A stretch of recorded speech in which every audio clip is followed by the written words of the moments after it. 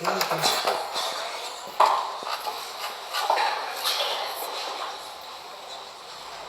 الرحمن الرحيم. السلام عليكم ورحمة الله وبركاته.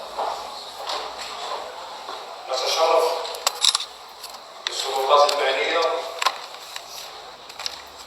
لوزارة الدفاع الوطني والأمن الوطني والأطباء والمختصين في علم النفس وعلم الاجتماع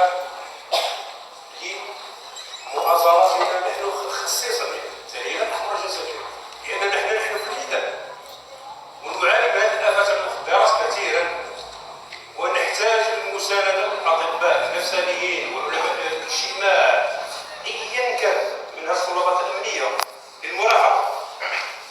هذا الشيء في الظاهرة وصلت للجامعات، يعني وصلت للليسي، وصلت للابتدائيات، لكن أنا أصلا ما كنتش نتصور بلي توصل يعني